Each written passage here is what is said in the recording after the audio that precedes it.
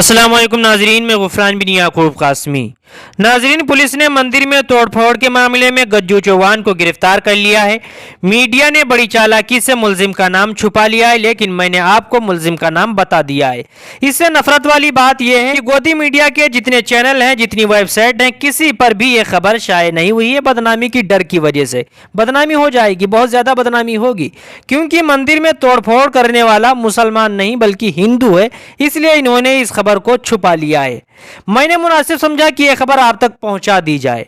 आपको बता दें कि यह पूरा मामला इंदौर के सेंटर कोतवाली थाना इलाके का है, जहां सेंटर कोतवाली थाना इलाके के शीतल माता मंदिर में मौजूद शिवलिंग को पथराव के जरिए तोड़ने का वीडियो सीसीटीवी कैमरे में कैद हुआ।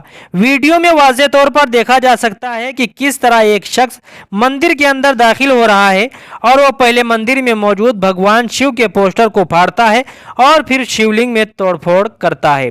इस पूरे मामले में पुलिस ने मुलजिम गज्जू को गिरफ्तार कर लिया है, जो हिंदू है, और इससे पूछगछ की गई। पूछगछ के दौरान इसने बताया कि मैं भगवान से नाराज था, इसलिए मैंने यह कदम उठाया है। नाजरीन, इस रिपोर्ट से मुतालिक आप क्या कहना चाहते हैं, कमेंट करके जरूर बताएं।